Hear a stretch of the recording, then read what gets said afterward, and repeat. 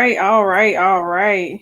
Good evening, everyone. Let me get my overlays right and everything. Welcome to another episode of the Ultimate Fan podcast. I am your host, Kimberly Winborn of Kimberly Winborn LLC and Coffee and Collaborations Media. I am excited to have an amazing guest this evening, the Pitmaster, aka Ryan Mitchell. So excited to have you. Welcome. Thank you. How are you doing?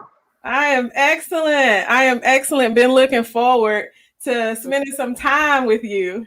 Thank you for sharing your platform with us. It's an honor, man. I've been a fan for a while, so um, Oh, I'm excited to get that, the love from the city, and so we can keep spreading the good news. We got to support each other. That we live close, and everybody's in the same yeah. triangle area. Yeah. So, but you're originally from Wilson? Wilson, North Carolina. That's my hometown. Born and raised. Okay. Wilson, North Carolina. I did elementary school and a portion of middle school in DC. My mother's side of the family is from DC and New York, so country boy with a little bit of city mixed in together. But Yeah. Wilson is my Wow. by the way, Wilson is my stomping ground. Okay. And so my family is from Washington, North Carolina. You ever heard of I, Washington? I have for sure. Yeah, I know Okay. really well, really well. So we Uh, used to ride through Wilson to get to Washington. it used to be the only way Yeah. out. 301 highway was the only way from 301 to 264 Yeah. where they built the 540 and all that. It used to be the only way to get out of there. So Absolutely. And it seemed like forever. Like I remember, well, kids, 20 minutes is far, but it seemed like forever. And I remember I'll never forget that highway my entire life. Like I'll never forget. So Wilson, and then so you did what's your story? Tell us a little bit about your story because it's really interesting how you have this amazing family business with your dad. Many people know of him from the pit. I used to visit the pit right, all the time before I was vegetarian and before it changed right, hands. right. But tell us a little bit about that, like how you went from all the things that you did to now. Yeah, I mean, I'm here by, I'm blessed to be a part of a 100-year family legacy in barbecue. So, our reputation, our family in barbecue goes back a little over 125 years from my great grandfather to my grandfather to my dad and my uncles, and we established Mitchell Supermarket in Wilson, North Carolina, in the late '80s. My Mm-hmm. grandparents established it. It was just a bodega style little corner store, grocery store. My Mm-hmm. grandparents bought that in their retirement. And, long story short, my grandfather passed away in 1991, and we converted our supermarket into a grill, if you will. Okay. Um, my grandmother's the matriarch of the family, and her therapy is cooking.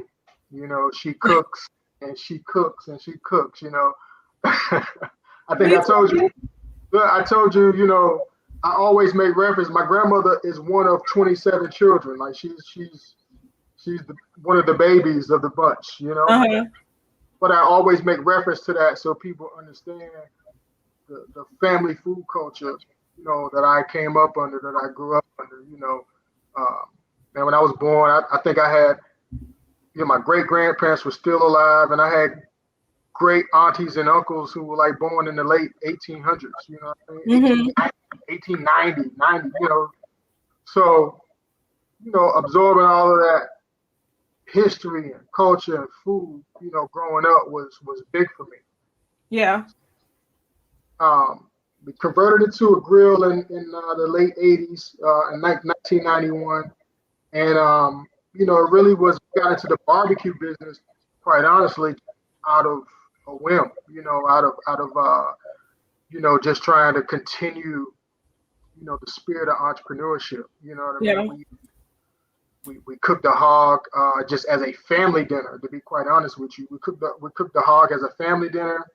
One day at the grill, we had a customer come in who was buying some other groceries and wanted some barbecue. And my grandmother's just not the kind of person to turn down somebody for food. So she was like, we got some leftover, dinner that the boys didn't eat. You can have a sandwich if you want it.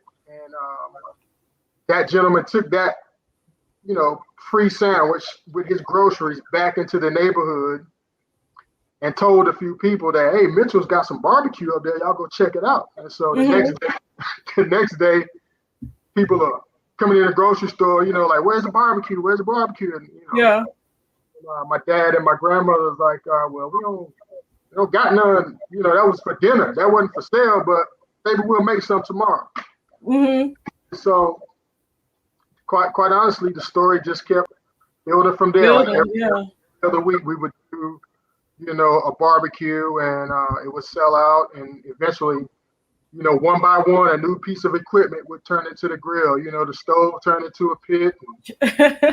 His counter got full of steam wells for veggies, and piece by piece, we grew into the barbecue business because that was a skill set that's very particular to Eastern North Carolina. The ability to cook hog, and that's just the culture of our part of the state. So it was nothing to see, people, using that as a form of celebration or as a form of, cooking barbecue like a form of therapy almost, Yeah. And that's a question I have for you. Is it something that you always enjoy? Because I know a lot of times when it's like a family business, you kind of get pulled into stuff and you may or may not like it. So did you always enjoy it? No, hated it. No, listen, by the time I was fast forward a little bit, by the time I was, I was 13, 14, 15, getting of age, we were getting into the commercial side of being a restaurant, Uh-huh. So at that point in time, it was just work, it was just hard labor, and as a kid, you're the hard free labor. Yes. Yes. And you just working, like, man, my dad, it was what they used to keep me honest, and the blessing is I ain't had to turn to the streets, for extra money, so. Yeah, that's good. It's what my family used to kind of, hey, you want new Jordans and new this and that, you're going to come in these pits, or you're going to come sweep these floors and run this cash register and do all of these different things in the restaurant. But I wasn't connecting with the skill set because I really wasn't connecting with, the service that came along with service. It's still an area that was not, right up the street. Those barbecue places didn't even allow Black people to eat at, for years while I was born. So I was trying to, just had all these things in my mind of, serving and cooking and, doing these type of skills that good enough. You know what I mean? Like as a Southern kid, you're taught to, get your degree, go to school and get up out of it. Leave, regardless of what type of legacy you have. Tradition says get your education and go. So I was dealing with trying to figure all that out, so it wasn't something I really loved. I just did it because that's how I got my money, Yeah. So, how you could get your sneakers and stuff. Sneakers and how I could keep playing football. My dad was like, yo, you ain't cooking on the weekends, you ain't playing no ball. So it was, man, this is crazy. Now, I want to ask you a question. Someone said Elton said great family business. Everyone is attached to Mitchell's in some kind of way. So true. Thank you. Yeah. And so that being said, so you were talking about how you didn't really, care for it growing up, but hindsight is 20/20, right? So when you look back and you, as an older man, and you think about the lessons, you think about the being out there, like you just said a moment ago, it caused you to not be in the streets. What other appreciation do you have for that sort of an experience now, looking back? Well, it took me a long, that was just the beginning of the story. I went off to college and got my degree in economics and tried to play balls, playing sports. I got into corporate America. I spent 10 years in investment banking, between investment banking and retail banking. And I'm sitting in a cubicle and I'm doing, my, regular 40, 50, 60-hour work week behind a computer, chasing what I thought was the right thing to be doing with my education, Yeah. And lo and behold, like 2011, when the market crashed, I came into work and there was security was there, and it was like, hey, you take a severance package, or you be escorted out the building, or else, you know what I mean? So they, I went through a layoff, and in that moment, when you have your ability to earn taken from you, you know what I mean? Especially as we had 1,000 people in the office. There's probably like 50 Black people. It felt like, all the minorities got laid off, you know what I mean? In my mind. It's a conspiracy. What I mean? Yeah, so it's a conspiracy. How you gonna lay me off? What is this? You know what I mean? Like we just made $1 billion last year. How y'all laying people off? Right. So, but when you have your career or your livelihood based on your education kind of taken from you in that fashion, so some things change. That changes your psyche a lot. More than what anybody who's going through that can speak to the level of emotional change that puts you in. Fortunately for me, I always kept one foot in the family business and one foot out. I was still, even though I was working, I was still helping my family, graduate to the 21st century of doing business. My dad and my uncles and grandma, they were still writing stuff down with pen and paper, and so they didn't have a CPA, didn't have any of those, things that you should have as a functioning family business. But after I went through that layoff, I just decided, like, listen, man, if I'm gonna have my career taken from me, I'm gonna go down with something that I at least own, or at least have a say in. So yeah. Since that day, I hadn't looked back on trying to, the appreciation for entrepreneurship and family. The volume got turned up. Yeah. And you work so hard for the company. Like, you were just saying how you just got back in town, and, there was that transition with the pit and how you were able to now work with your dad in a new capacity, and all of that. Tell us a little bit about that journey, right? And the vision and goals that you all have for the family and for the company. Well, I mean, as we transitioned, we took first of all, we started getting invited to New York City right around 2003, 2004 to do these block parties and cook-offs. And that's where our brand was really solidified. We're doing 100,000 people in Madison Square Park. And that was the first time for me understanding, damn, this hog from the South, this country cooking from the South is, feeding 100,000 that's going crazy over this stuff. Like, how was it possible? So that was my first time seeing a different culture of barbecue and barbecue appreciation, so to say. That type of appreciation wasn't there in the South yet. So the pit was a brainstorm between me and my father to say, hey, if I'm gonna stay in this business, it's gonna have to. I want to change the narrative around what Southern food is. You know what I mean? Yeah. So that was the first time barbecue had been put in an upscale environment. So transition to the pit, and you live and you learn. Not every partner that you get in business with has your best interest in mind.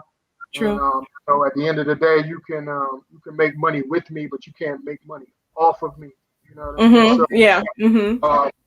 It was a decision to, hey, we need to get full control of our name and our image and our family business, because we can see the future and we need to be owning the future. If we're doing the work, you know what I mean?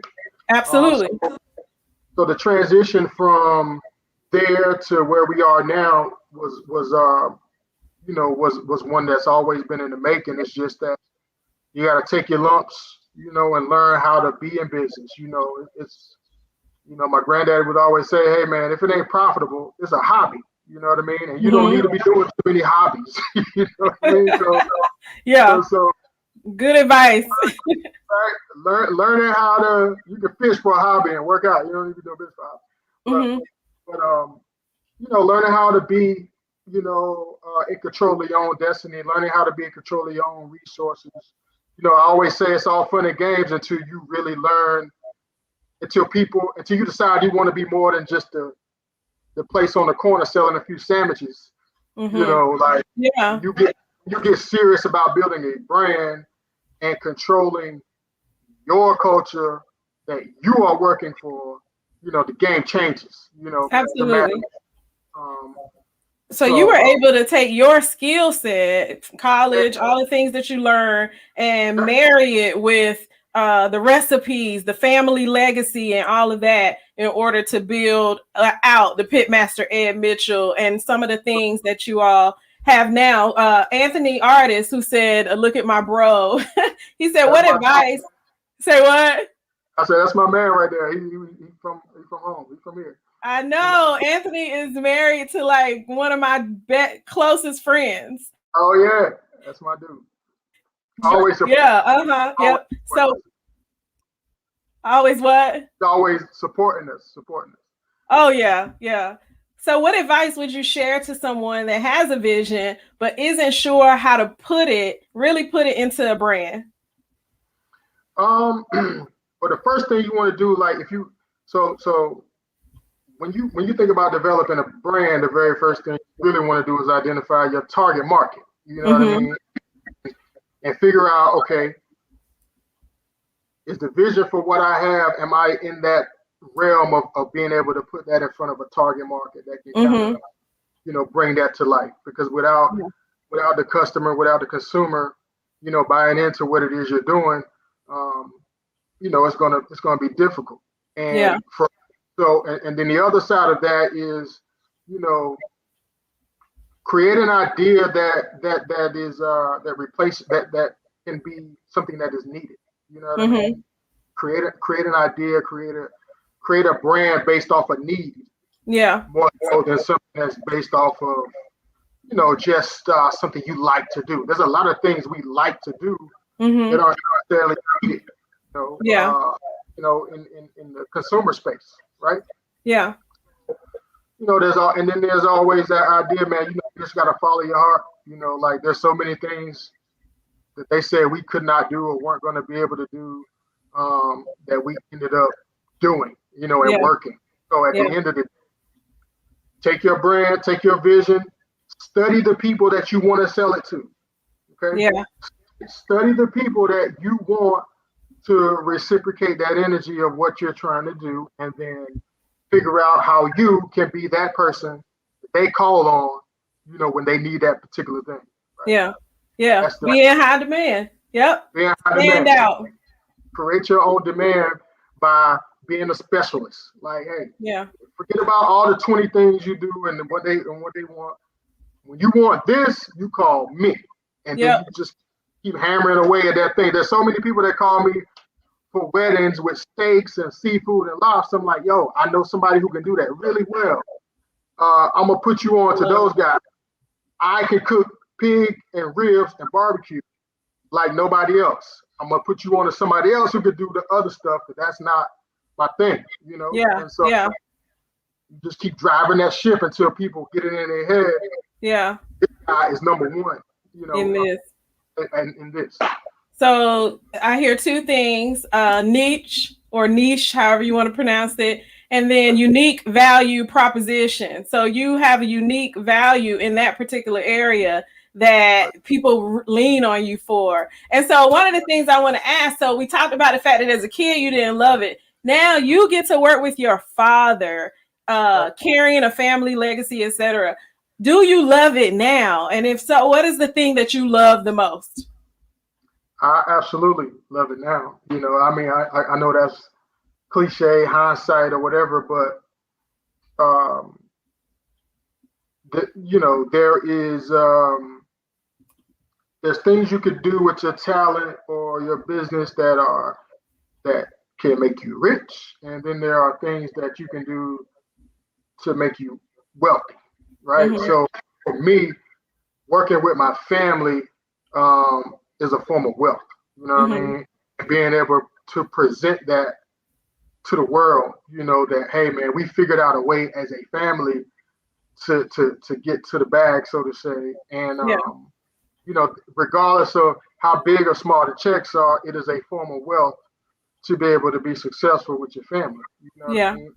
Because it's not something that's commonplace, or it is commonplace. People just don't, people don't think it's doable. You know what I mean? Because you have to, you have to figure out, you Yeah. know, you have to learn how to replace ego, with Mm.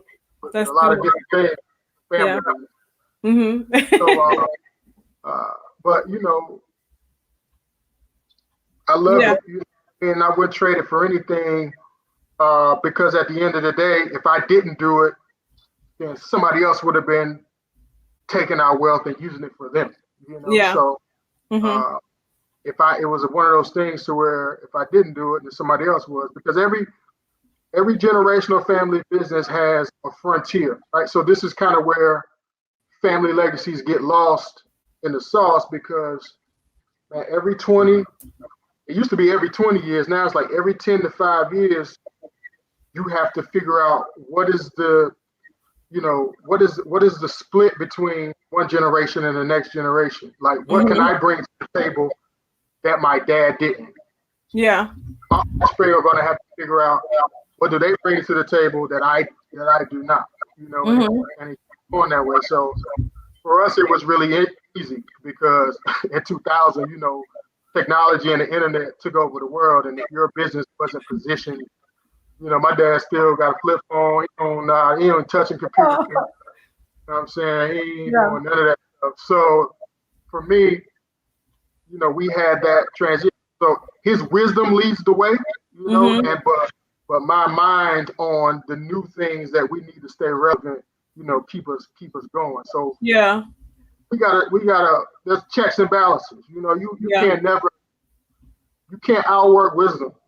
So Absolutely. you know what I mean. He always, my family, my grandparents and my uncles, they always have the insight, but at the end of the day, it doesn't get accomplished unless I, push it Yeah. forward. So you have that edge, that younger generation, the things that are up and coming that's happening. Right? Anthony had mentioned like social media and all of that stuff and the Right. necessary tools for Right. marketing and branding and all of that. You're able to implement that. And so I want to move on to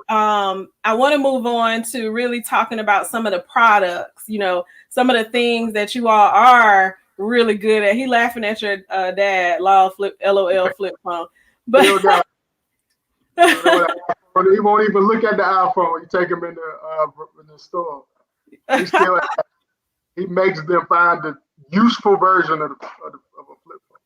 it's okay. Let daddy do daddy. You help him out. But what is one of the things with barbecue and southern food and all that stuff, it's Right. it's people say, that's not good for you, it's not healthy, it's what's killing black people, why a lot of people in the South have hypertension and all that stuff. So let's talk about how you all have taken that reputation and kind of flipped it around a little bit. I want to talk about that because I know you also have a condiments Yes. company, and that's one of the very important things with that. So how are you all flipping that story? I really appreciate that, because and to be able to be on your platform to really talk about the mission and goals of Truman Foods is huge, because you know ironically, the narrative that Southern cooking has is not even the original diet of African Americans when we arrived here. Right. The origin of our diet and our cooking was always 80-20 veggies Mm-hmm. and fruits, and the other 20% was meat. But in those times you didn't have all of the not GMOs and all of the the additives and preservatives in food that Yeah. we have now. So long story short, 5 years ago, my father was diagnosed with diabetes. I got multiple family members, from hip replacements to, weight loss surgery to medicine cabinet full of, this, that, and the third. Um, and we're looking around. It's like, damn, we can't let the industry, the business that we so love, be a destruction, to our community and to our bodies. How can we have? What can we do to change the narrative? And Yeah. it's simple. It's not even recreating anything. We're just taking our barbecue and our products back to the roots of how, the origin of my great grandparents and, our people actually lived and they use food, which is simply using real food, right? Mm-hmm. So my father was diagnosed with diabetes, and we said, hey, we're not going to use the rest of our time in this business to be promoting and talking about a bunch of products that are, just saturated with added sugar. If you look around the communities around the country, around our state, the marketing of over added sugar is triple that in Black communities than it is in any other communities. And so condiments and sauces and products is one of the things that we could do that help raise some awareness and eliminate some of those things. And so our recipes are all, veggie-based recipes. And I say veggie-based because we use vegetables and fruits as a sweetener. Now, it's the Mm-hmm. same barbecue, which is not, we're not some pretentious, bougie brand that's like, oh, we're just, the whole food, $40 per bottle product. Nah, we just committed to putting real food in the bottle. You know Yeah. what I mean? And it's really just that simple. So, right, if you turn the bottle and you read the ingredients on our label, everything is an actual food. There is no additives. There's no preservatives. The key to that is, it's expensive and it's sacrificial to do that. You know what I mean? Mm-hmm. From a production standpoint, because you don't get the same shelf life that other products do, which means your profitability, you're always edge. You know what I mean? Mm-hmm. Which is why you don't see it done by a lot of different companies. Yeah. But if we have to take that sacrifice to give people real food, then so be it. And so far it's been successful, and it's been able to, one by one, just changing that narrative of Southern food and barbecue and Southern cooking in general is what's killing people. No, it's not.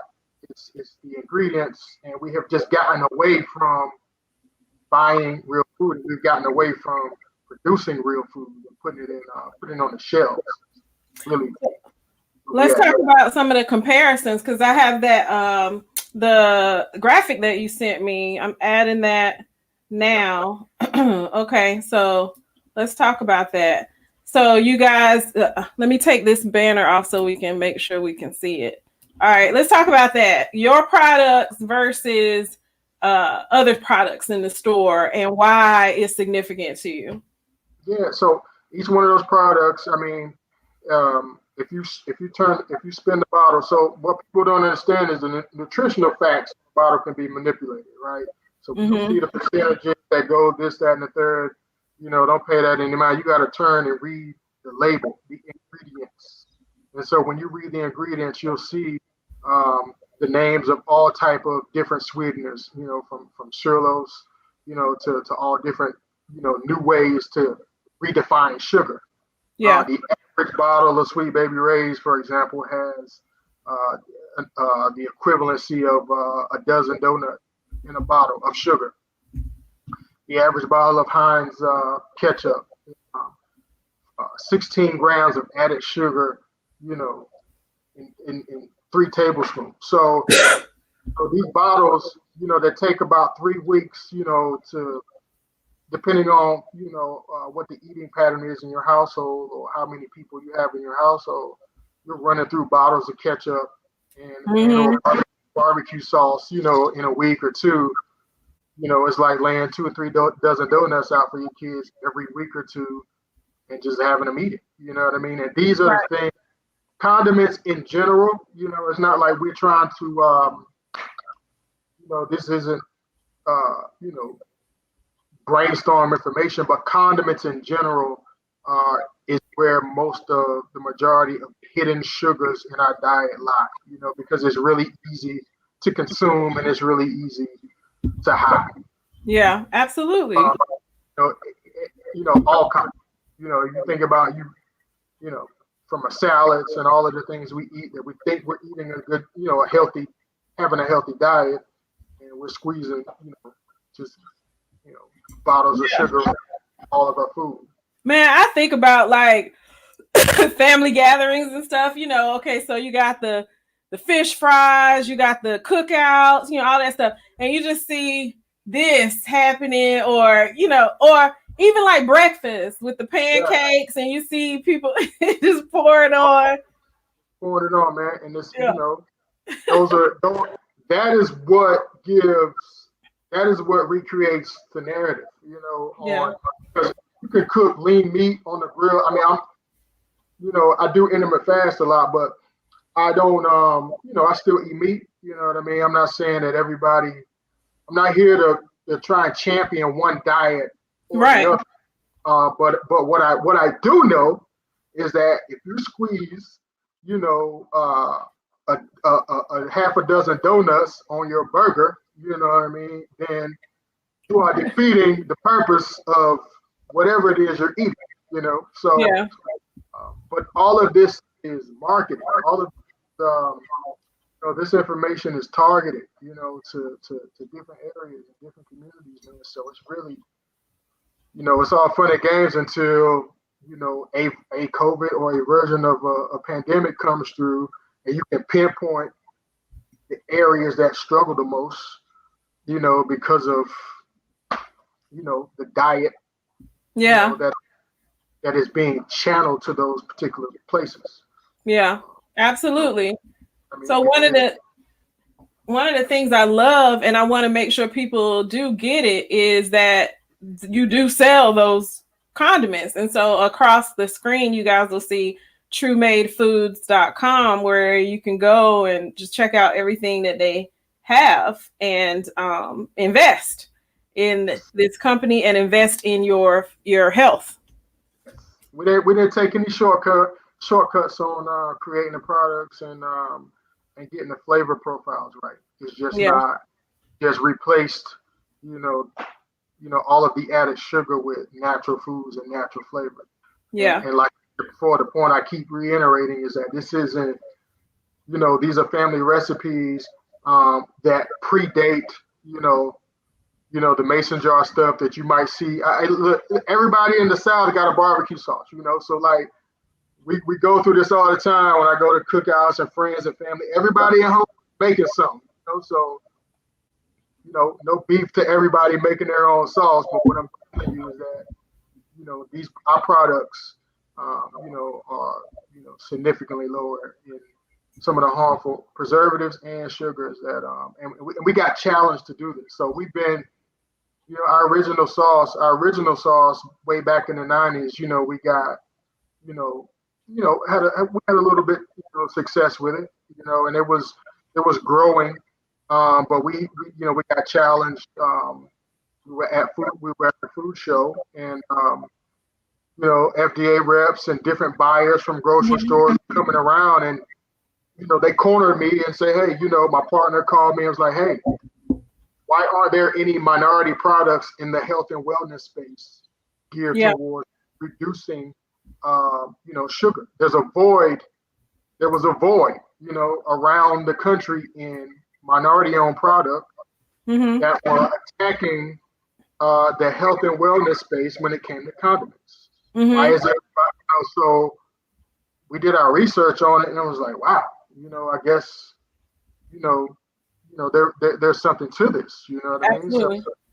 So the Whole Foods of the world and the Sprouts of the world, and natural food buyers from Harris Teeter, they took note, and so here we are. Yeah. And I absolutely love it. I think it's good. I am one of those people. I know you were picking on me, but I am one of those people who reads labels. I have for a while. Not picking on me about that, but I'm very disciplined. I think those who watch kind of know, like So we were talking about Meatless Mondays, and we were talking about how he does a Meatless Monday, and we were joking because, like, your grandma and them are always like, oh, it's just a little pork. Oh, it's just a little. Right. Or he was saying that his folk are like, baby, what you doing? What's up? What's up, Meatless Monday?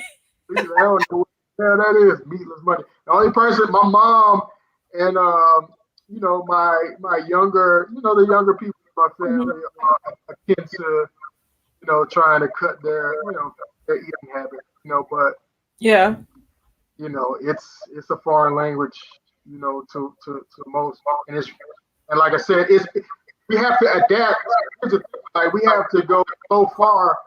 We have to be so extreme. We have to create a meatless Monday because every other damn day, is a carnivore fest. You know what I mean? So, but it didn't used to be like that. Like that has not always been the way for black folk. And so that's the point I keep hammering home. There's a paragraph in Booker T. Washington's early in what is Up from Slavery, and he talks about his early time on the plantation and how when the war happened, caffeine, coffee, and cane sugar became a scarcity, and he was talking about how the slaves were unaffected by it because they didn't eat it anyway, and he was talking about how the white plantation owners and people of influence that had money that were buying those things and eating them were going through these withdrawals on the plantation. So there's early evidence of our diet avoiding these type of things. What I mean? It's not Absolutely. something recreating.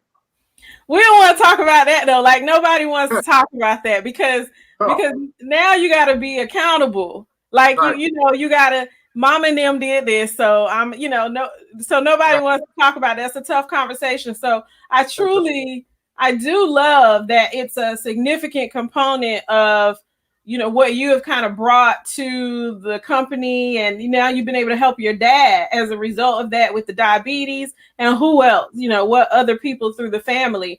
One of the things I want to talk about one of the things I want to talk about is the next, like, how are you able to consistently be innovative, come up with ideas? I see that you all are winning awards and all of that left and right. So what is that process like for you and the team as a company and also a family business?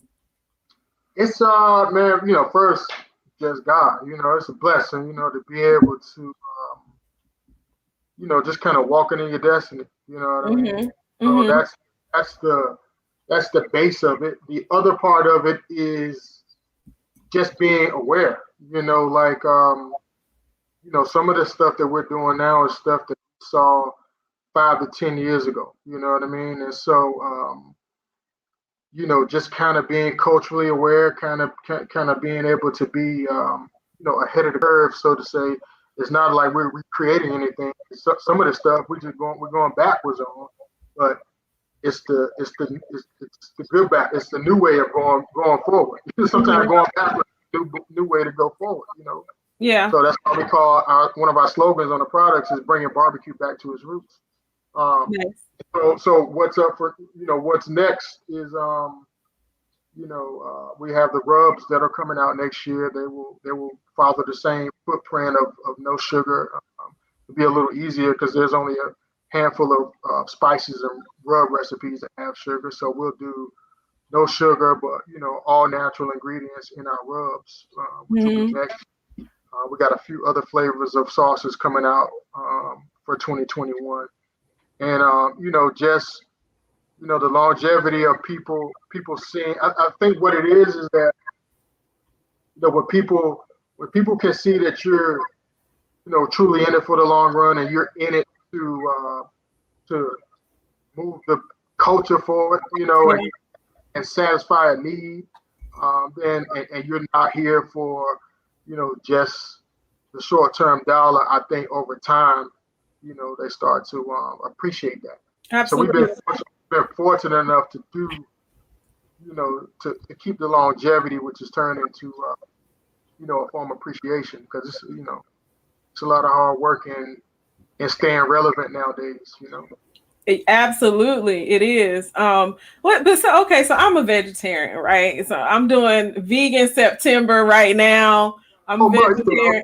So the whole month of September, I'm doing vegan. I did have went somewhere, got some mashed potatoes, and they were vegetarian. They weren't vegan, so I was like, okay, that's one day, but went right back. But yeah, so I want to know what you got for us vegetarians. And then like one of the things I also is funny, do you consider, so two questions, what do you have for like vegetarians, if anything at all? And do you consider turkey barbecue like authentic? That's always a debate. Is turkey barbecue authentic? For those of us back in the day, I didn't eat pork, but I would do turkey barbecue. Yeah, I mean, okay, so which one you want? Let's start with the turkey barbecue. Let's start with the turkey barbecue. Okay. Authentic. I mean, it's a cool alternative. For us, barbecue is, a animal that is over 100 pounds. Like you gotta be able to cook a whole hog in order to be able to say barbecue. I think turkey grilling, is like we do turkey barbecue, and to be honest, it used to be a rival, to when we go to New York City, you have, obviously the population of people that don't eat pork there is triple, so we've always been aware that pork is not the dominant, it's not going to always be the dominant food choice, you know what I mean? Yeah. So whether it be for dietary reasons or we've always been cognizant of that. But for Eastern North Carolina, and how we got into the game, barbecue is the roasting of an animal, over a spit, over open wood and fire. So, but I love turkey barbecue. So, but as far as our products, so, like all of our products are gluten-free and vegan friendly. We have the V,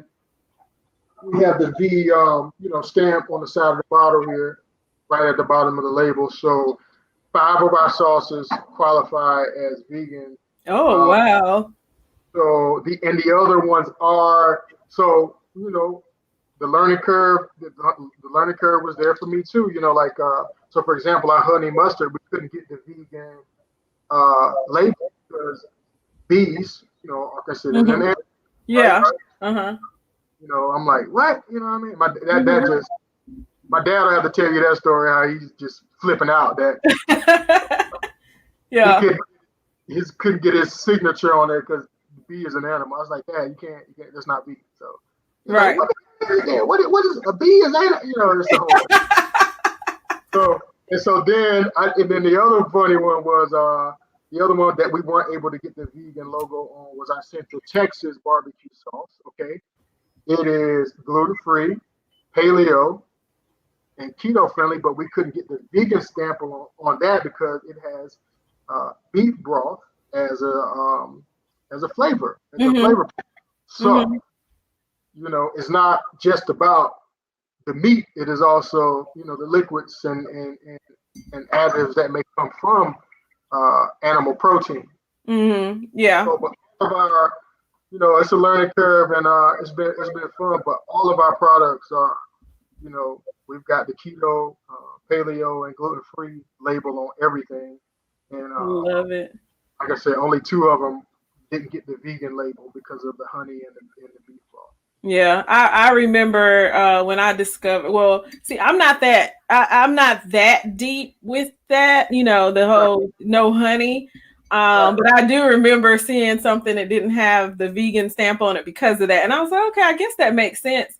But I wouldn't have But for those who are vegans and are really strong about not having anything, insects, animals, whatever, I get it. So, but Anthony said, "Do you talk junk?" Now you know that this is a fun friend question. Okay. Do you talk junk if you visit your friends and they don't have a bottle of your sauces in the pantry? This is why this is one of my dudes right here, right? This is why like I just went through this like over the weekend, 2 weekends ago, because to answer this question, I absolutely. But I mean, I understand. There's time.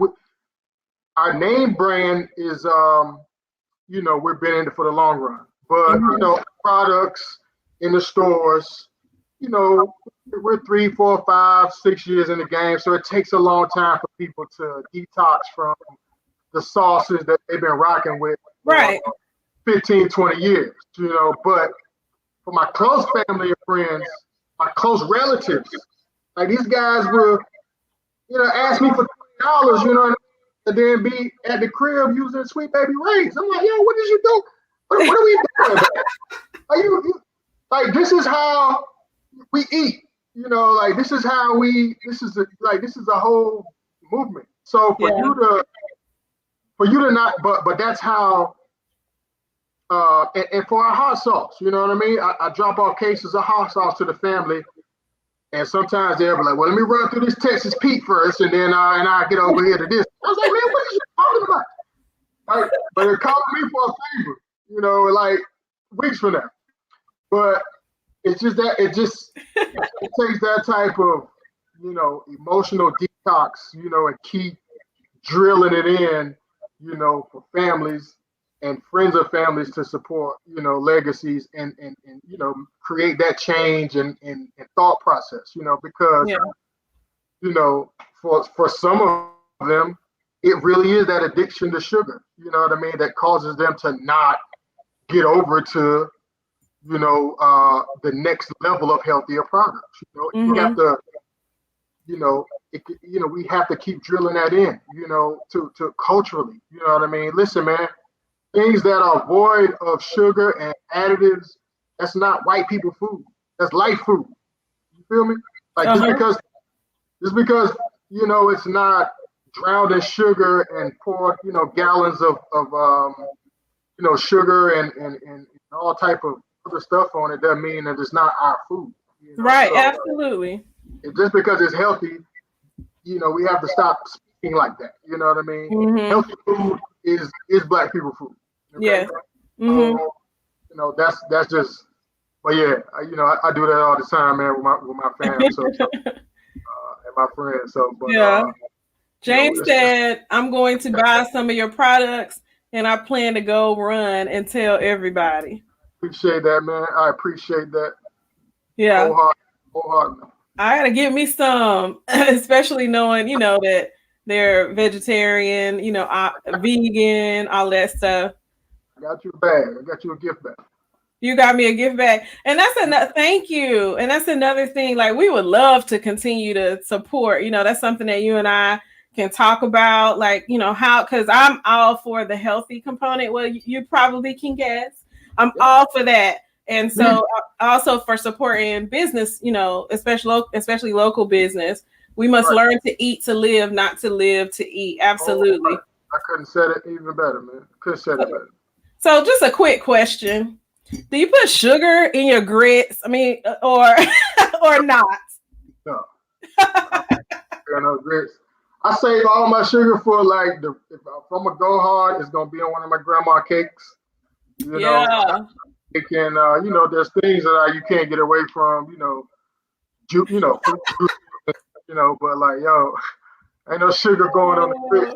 No. Oh, I had to ask. I mean, I got the Pitmaster on my show. No, we never did that. We never ever did that.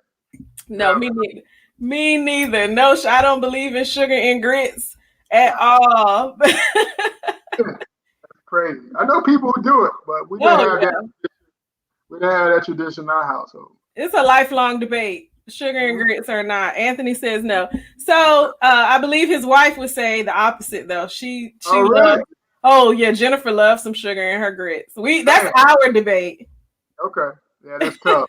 That's tough. Yeah. Yes. Uh-oh, we got faces. So, anything else that you want to close out with, you want to let us know about, even if it's a repeat of something you've already said, I would love to give you an opportunity to do that. Oh, there's Jennifer, got to have the sugar. Oh God, chicken on grits too. This is a thing, huh? I see it all the time, but man, uh, that's tough. Yeah. We have to do a taste show or something. But Yeah.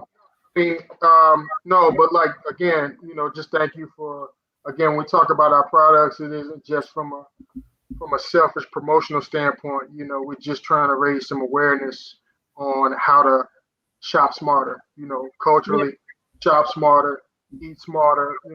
For our people to start paying attention to ingredients. And if you happen to pick up a label and you know that person or you know that brand, by all means, support it. And there's a lot of that, around the triangle. People doing some good things and getting a little healthier with their creation, chefs all the way down to chefs to other products. So just be on the lookout for our products. We're in locally. We are in Harris Teeter. Nice. We're in Home Foods. We're in Sprouts, and we're in Fresh Market, and we are in Lowe's. So That's nice. we got the triangle covered. On every block for people to go out and support. And the other part about it is hey, like our sauces are also, you can use them to create a base for your own home sauce. So like, you could take one of our sauces and remix it, and it provides that a good base for, every barbecue guy, every guy, that's doing stuff at home, he's got his own touch he wants to put on it, but you can use ours as a base for your own touch. I love it. Then last but not least, we'll be getting, we'll get back to the commercial side of getting the restaurant operations going, hopefully in late 2022. Mm-hmm.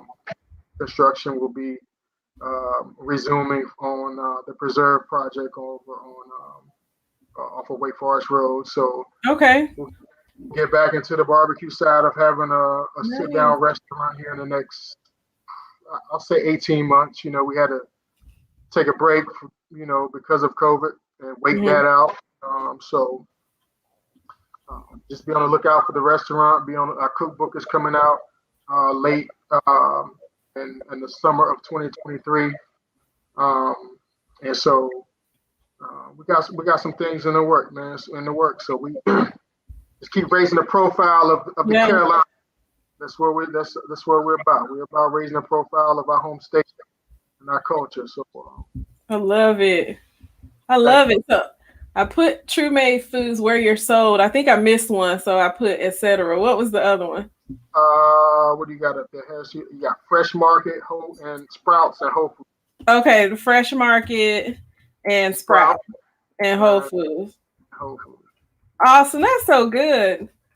That's so good. One of the things I want to close out with, as I type Whole Foods here.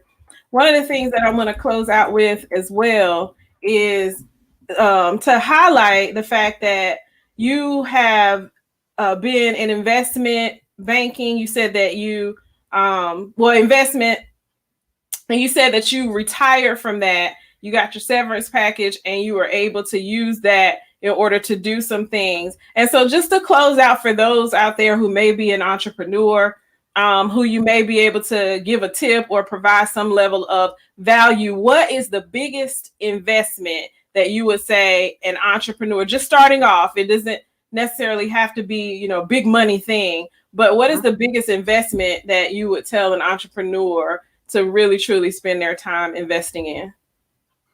I would say,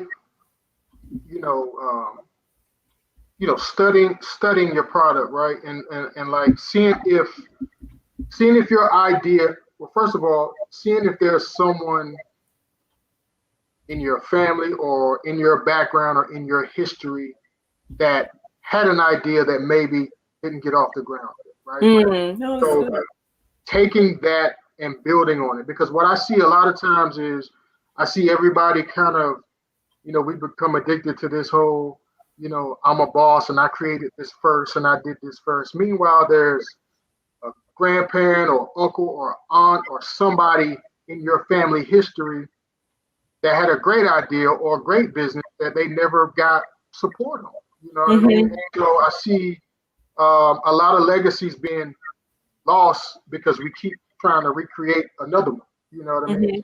And I say that to say, when it's time to tell your story and when it's time to sit down with investors or when it's time to sit down with a bank, all right, and get financed. Yeah. Your history matters, right? And so if you can attach a 20-year history to what it is you're doing right now in your current movement, that is so valuable. You know what I mean? It's so valuable to be able to tell that piece of your story without someone hearing that you're starting from scratch. Now, to start from scratch, you got to start from scratch. You know what I mean? So there's nothing wrong with that. But I always tell people, hey, take your idea and now think if there's a piece of your story that you can bring, from your past. You know what I mean? That can help elevate you. When you sit down talking to people, you can speak in terms of a legacy. That's such a great idea, great tip. Thank you for sharing that. No doubt. And I want to tell anybody, first of all, share the show. Go back and watch it. You may have missed something. You may have joined late. Make sure to follow Ryan, the Pitmaster, on social media pages. Make sure to follow let me pull that back up so everybody can see your websites and stuff. I want you guys to follow him. Go to his pages, truemadefoods.com, and then also the Pitmaster Ed Mitchell.com. Be sure to go and check out those websites, see what they have, check out the condiments. And we hope to be able to have them back. Sounds like you got some ideas rolling over there. So I love ideas. We can talk about it. No doubt. I'm with it. Just let me know. Absolutely. And for anybody that would like to be a sponsor of Coffee and Collaborations, I will highlight our sponsor, Industry Image. He does all of our graphics, very supportive. The only graphic designer that I use for Coffee and Collaborations for all of the shows, whether it's the Ultimate Fan podcast, which is this one, Love and Flow TV, or Thank God It's Fashion Friday. We use Industry Image. So we want to shout him out, number one, as our main sponsor, and we get some here and there. So if you want to be a sponsor, to become a sponsor of any of our shows, hit me up at info@coffeeandcollaborations.com. Be sure to follow us at Coffee and Collaborations on all social media platforms, YouTube at Coffee and Collaborations Media. And like I said, go back, watch the show. We got some nuggets in here for entrepreneurs, got some good information supporting a Black business owner, but a family business owner. And I don't know about you, but I love generational wealth, transfer of generational wealth. You guys know my background is finance, and it is so key in order for families to be able to create a space for themselves as well as their community to build bridges, build solid bridges within the family. Hey, Kenya, one of the co-hosts of Love and Flow. She said, I'll have to catch the replay. Please do. We're here with the Pitmaster. Jennifer says, great show. Thank you once again, Ryan. You all have an amazing, amazing rest of your evening. Like I said, don't forget to go and check him out. You'll be seeing him again. He said it. Y'all heard him. He said it. So I'm not lying. Have a great rest of your evening. All right. Likewise. Right. Thank you.